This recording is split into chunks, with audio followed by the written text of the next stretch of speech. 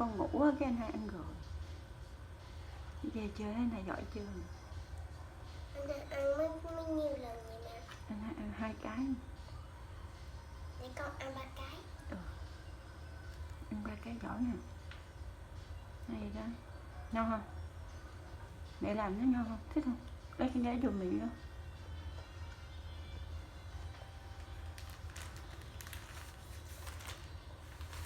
Con lúc này nấu ăn đây mà.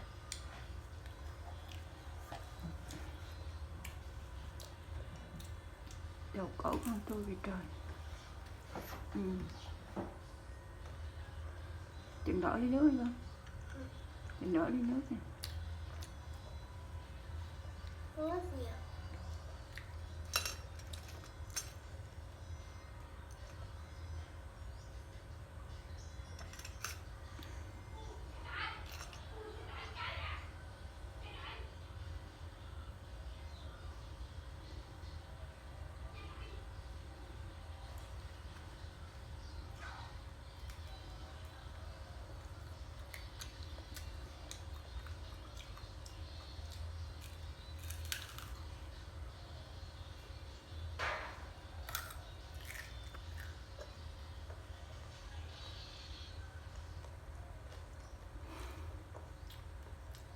Hồi nãy anh hai có gì không?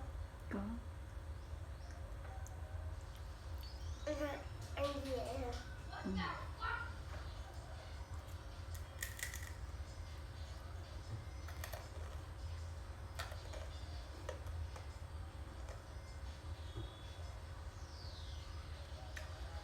Hồi nãy con thấy chơi tải giống anh hai không á.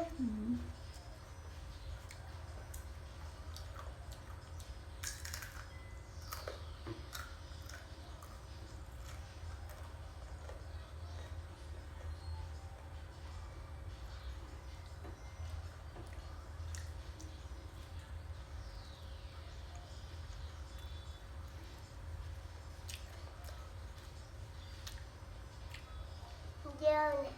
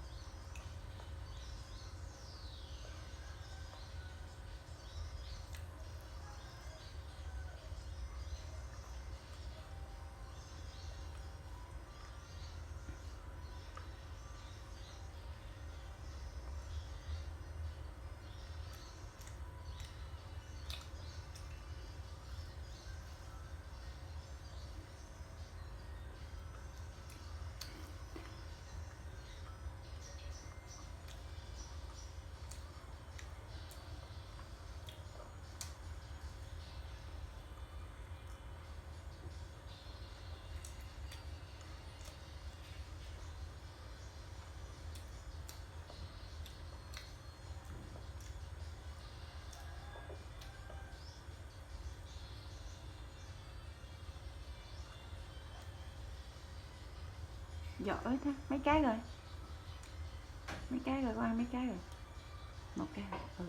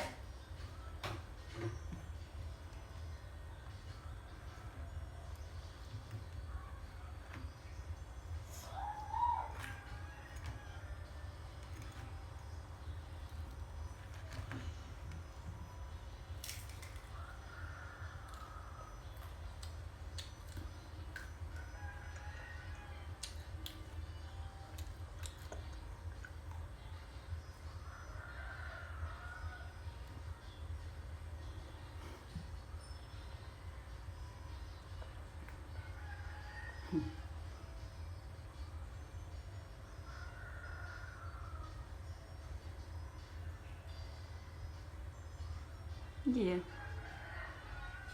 Gì bà? Ăn mới 2 cái ngơ à? Bây giờ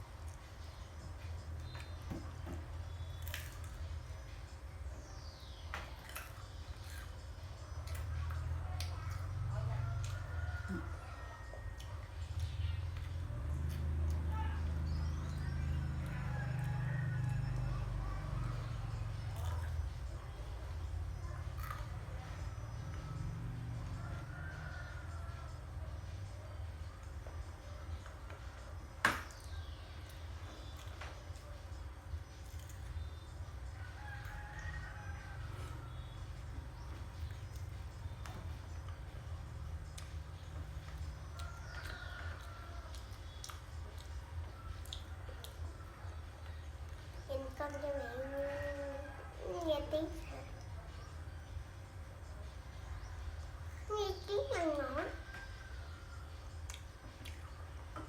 Nghe tiếng luôn á.